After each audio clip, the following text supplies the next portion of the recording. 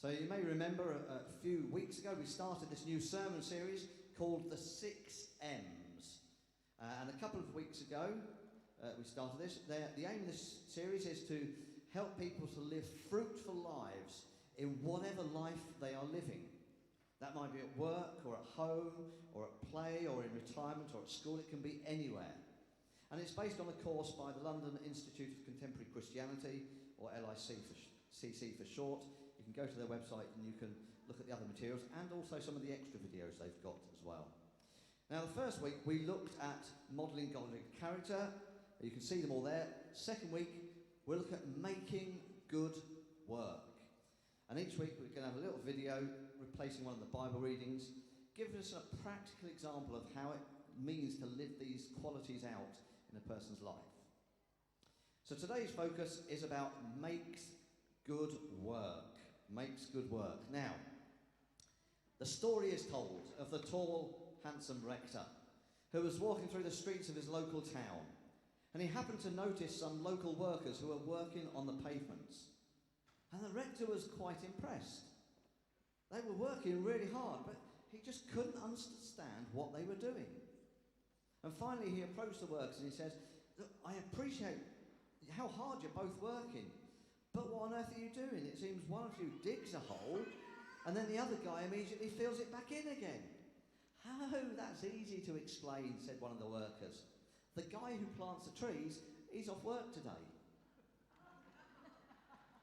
Makes good work. We're going to think about some misconceptions, but this is about anything that is relevant to every single person here. Could you just go back a slide, please, Deborah? In fact, go back quite a few slides.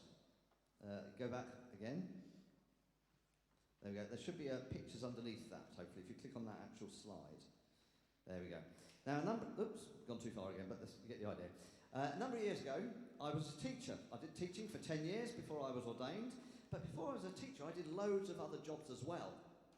Some of the more enjoyable jobs I did included being a roller skating supervisor at a roller skating rink, being a paper boy, that was a great job, being a landscape gardener, and I was also a statistician in the civil service for a year. Some of the less enjoyable jobs I did included being a silver service waiter in a really, really posh restaurant. There's a reason it's called waiting. Oh, so boring. Being a lifeguard at a swimming pool. Now that sounds quite glamorous. That was probably the most boring job I did, just waiting for people to drown. Yeah, those were the jobs that I found myself clock watching more than any other job. And the thing is, sometimes we have to be realistic. We all have jobs we enjoy, and sometimes we don't enjoy them. It was Joan Rivers, the comedian, who said, "I hate housework. You make the beds, you do the dishes, and 6 months later you have to start over again." You know, work can be boring. It can be monotonous, it can be unpleasant, and so on. But that is not how it is supposed to be. And making good work means thinking about work from a Christian perspective. Now, you probably know there are 3 types of workers, and it can be illustrated by moving a piano. The first kind of worker gets behind the piano and pushes. The second kind of worker pulls the piano and guides where it's going. And the third kind of worker grabs the piano stool. I wonder, what kind of worker are you? So I want to start off by thinking about what making good work isn't. Next slide, please. Firstly, it is not true that a church worker does work that's more important than any other people's work. That's not true. You know, every now and then, someone will say to me, "Oh, I wish I could do something useful with my life and serve God like you do." And actually, I've had that said to me a number of times over the years. And this is a perspective that leads people to have a low sense of self-worth, to draw false distinctions between the work clergy do and the work the rest of people do. And a classic example of that is pastoral visiting. Now, thankfully, this is not particularly in the culture here at St Matthew's, but in some churches, if the vicar doesn't visit someone, then it doesn't matter how many other people in the church have visited, it just doesn't count. Thankfully, that's not a common perspective here at St Matthew's. And it's very clear when we read the Bible that there is no division between sacred work and secular work. All work is potentially sacred, in the sense that people can serve God through it. Not just in their work, but through their work. And in the Bible, far from it being a hindrance to Christian living, work is a necessary ingredient to Christian living. Linked with this, secondly, it is also wrong to think that the more more church meetings and services you attend, the better the indication of your Christian commitment. The next slide's got a picture of our coming week. It doesn't matter how many you go to in that sense. It is natural to want to be involved in church life, but it's irresponsible to try and do everything. And actually, it's irresponsible to let some people try and do everything. You know, we all have a responsibility to others as well as to the church. And this misconception leads to people burning themselves out, or having relationship problems with their partners because of church commitments, or even to become disillusioned with work, with the church. You are not a better Christian because you're on 4 working groups, you attend 4 services and go to 3 home groups each week. Now, I should say this isn't an excuse to do nothing, and if you never get involved in any church groups, well, that possibly is an example of your commitment. But both of those points are about making obvious Christian misconceptions about making good work. Let's move on to the next one. A third common misconception is that the acquisition of money is wrong or bad. Because actually we need money in the world to live. We need to earn it. If we have money, we can help others. So acquiring money is okay in that sense. But of course there's more to it than that. The writer of Ecclesiastes tells us this: if God gives man wealth and property and lets him enjoy them, he should be grateful and enjoy what he has worked for. It is a gift from God. And I think that verse is also going to be on the screen if you click onto the bottom of that picture. No, previous slide again, never mind. The key is looking at money and thinking, have we got a balanced outlook to it? Both in the acquiring of it and the using of it. We need to involve God in that decision process. Now, I could go on for a long time talking about money, but that's for another sermon. The fourth common error is to think that the good news of the gospel is only applicable to individuals. It's only for individual people. And this is having a limited view of God's kingdom. Remember, God's kingdom is not about the number of people in it. God's kingdom is wherever God's principles and priorities are followed. It's a kingdom of influence, not a geographical area. Now, obviously, the more people in it, the wider the influence to some extent. But the good news of gospel is not just limited to the transformation of individuals. It can have a much wider impact on society. That includes political structures, workplaces, organisations, institutions, and so on. That is making good work. So if those are 4 examples of what making good work isn't, what is making good work? And primarily, we need to understand that work is inherently good. It is biblical. Next slide, please. In Genesis 1, we read about God working. What he created was pleasing and it was good. And we read that in Genesis 1 and Genesis 2, and we read how God asked humanity to be involved in work. And then we get to Genesis 3 and we have the fall. That's when Adam and Eve rebelled against God, and you have the serpent, the tree of knowledge of good and evil, and the eating of the fruit. Now, I've got 2 things to say about that. Firstly, work came before sin entered the world. So it is not the result of sin. And secondly, even then, work doesn't stop being good. It just becomes more of an effort after the fall. And throughout the Bible, in many, many different places, in Genesis, the Psalms, Nehemiah, Ecclesiastes, even Jesus talking in the Gospels, work is good. Our work is important and it matters. Work is a gift, and doing good should be satisfying for us. So if work is inherently good, how should we work? Next slide, please. First and foremost, even in the world of work, we must see ourselves as Christians. If people ask what we do, the kind of thing we should reply might be, I'm a Christian thinly disguised as an accountant. Or I'm a Christian thinly disguised as a teacher. Or I'm a Christian thinly disguised as a grandparent. Or a shop worker, or whatever. And if you do that, people will think you're weird. Don't worry, you don't have to do that, but that's the kind of mindset that we need to have. Whatever position we have at work, we mustn't forget that our primary authority is God. And we need to implement his standards in our workplaces. And the Bible is really helpful on this. There are loads of advice about this. I've divided the rest of the talk into sections about kinds of advice that we see in the Bible. So firstly, thinking about finance and work. You know, recently, next slide please, recently there's been an awful lot of industrial action with people wanting to be paid for more money for what they do. And it reminded me of the story of Sam, who walks into his boss's office and he says, "Sir, I'll be straight with you. I'll be straight with you. I know the economy isn't great, but I have 3 companies after me, desperate to get my attention. And I would respectfully like to ask for a raise."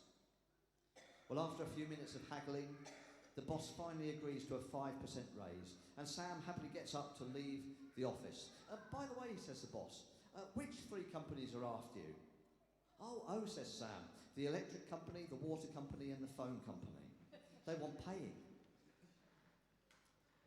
I want to start this section with a true example, a true story of 2 people I knew, John and Rosemary. And I've got a picture of them on the next slide. They attended a church in Lancashire where I was actually a church warden 30 odd years ago nearly. And you can actually read their amazing and inspiring story in this book. And there's again, I think on the side there's a picture of this as well. Give the best away. Give the best away. John had set up a firm. He was a very working class guy. And when he grew up, he wore clogs and that kind of stuff.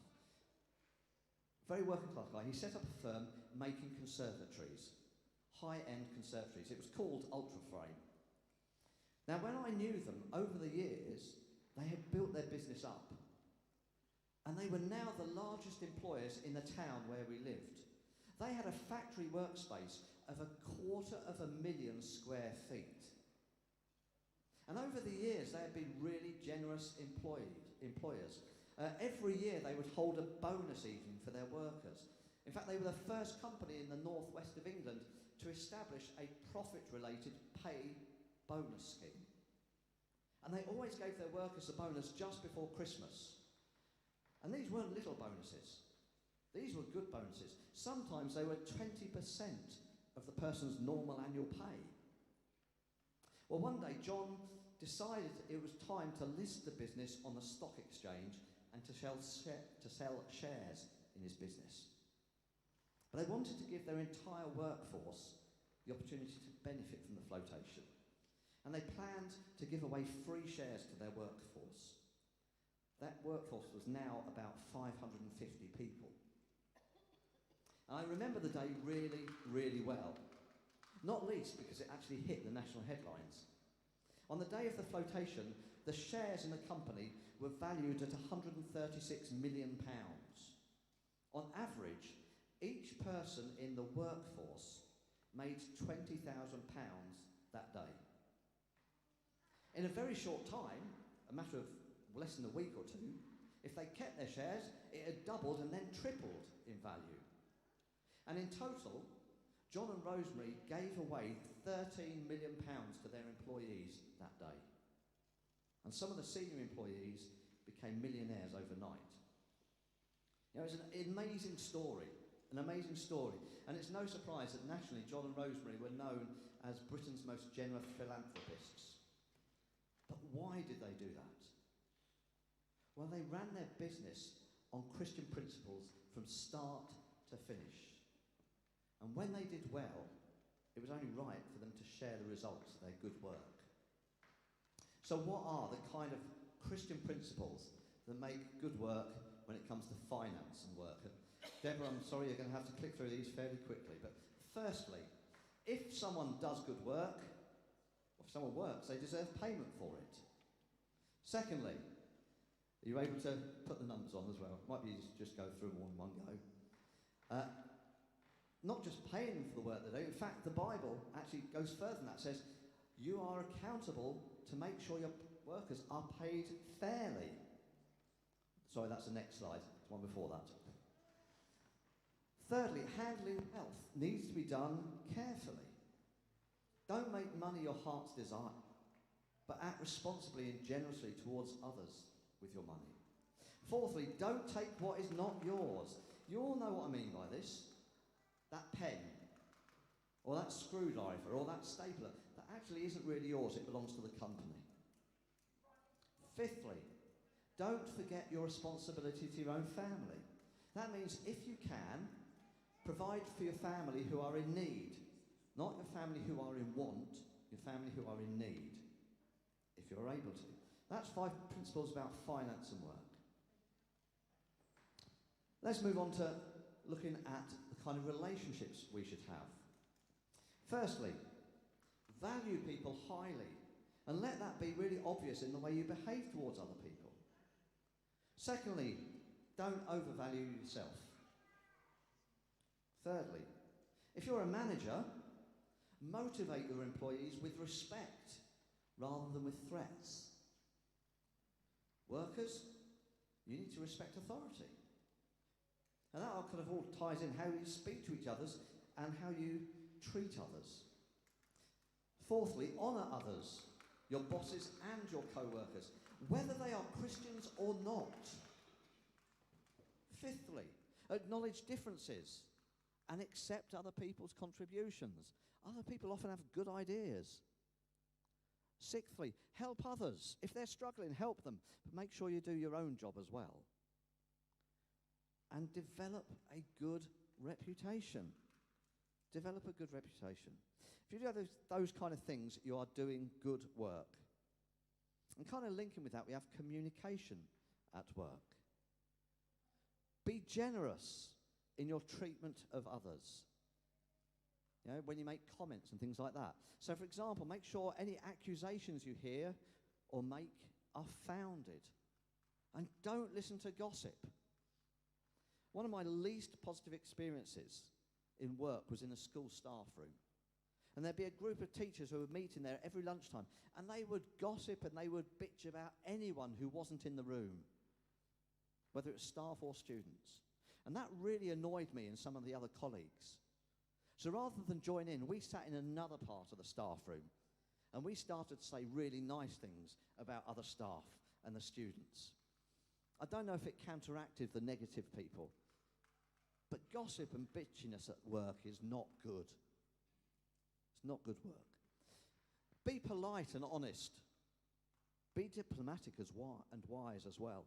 I was fortunate to know somebody who was really, really important in the Church of England. They were one of the senior people in the Church of England. But they followed a very important principle. Discipline in private, praise in public. Discipline in private, praise in public. That is something that I think is so good. So good. I try and follow it in my own life. So let me ask you, when it comes to relationships at work, and remember, this isn't just paid work, are you known as a gossip or someone who talks behind other people's backs? Are you known as someone who can cut a person in two with your sharp tongue? Are you known as someone who speaks aggressively? Or are you known as someone who is kind and has a friendly word for people, not just your friends? Moving on to the next section, attitudes at work. Firstly, don't look to get out of your current situation too quickly. You know, God might have put you in a job that is hard for a reason. Secondly, work obediently, wholeheartedly and respectfully. Kind of ties back to what we said before. Thirdly, keep things in perspective, even when you're stressed and you're in trouble. Fourthly, don't worry unduly. Take your concerns to God in prayer. Prayer.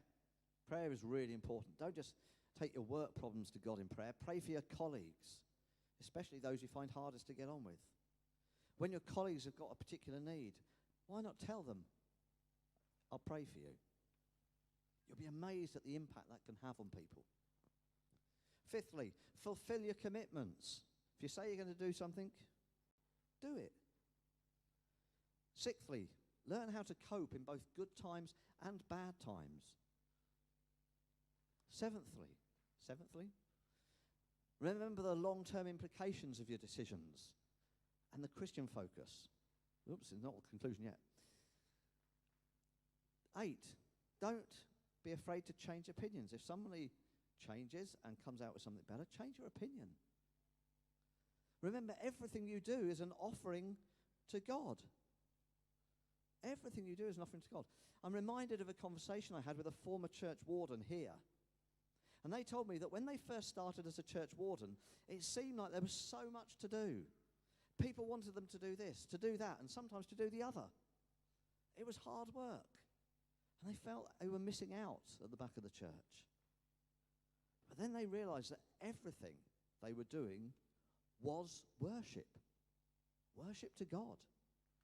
And it completely changed how they viewed being a church warden and what they were doing. So work as if you're working for God, because actually you are.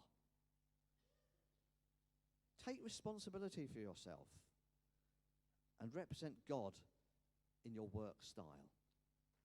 And so we come to the conclusion. Sometimes our everyday tasks can seem meaningless or just a means to an end. But making good work means realizing that everything we do is to and for the glory of God. That's what our Bible reading was about that Jack read. Whatever you do, work at it with all your heart, as if working for the Lord, not for human masters, since you will know that you will receive an inheritance from the Lord as a reward. It is the Lord Christ you are serving. And remember, doing good work means our work must not become an idol and become all-encompassing. It needs to be set within the overall context of life and God's plan for humans and society. We also need to stop and to rest. And we have duties towards families and friends and to God. No matter how other people work in life, we can do everything. The fun, the interesting, the big, the small, the mundane, or just the plain boring. We can do any of that for the glory of God. It impacts on people and the world he created and the world he redeems. And we can do it with joy because it's Jesus we're serving. So I want to leave you with this final thought. The world is full of disgruntled employers and workers. Why is it you never hear about gruntled workers? So my challenge for you this coming week is to be a gruntled worker. Don't be disgruntled. Be a gruntled worker, whatever that is. Well, we're going to turn now to a prayer. It's the same prayer we're saying at the end of each of all of these sermons. And I invite you to join in if you feel able. Lord, on my front line and in all my life, with the support of my brothers and sisters in Christ, help me model godly character, make good work, minister grace and love, mold the culture, be a mouthpiece for truth and justice, and be a messenger for the gospel, for the deep peace of the places we serve, the healing of our nation, and the blessing and salvation of many, to the praise of your mighty name and for your glory. Amen.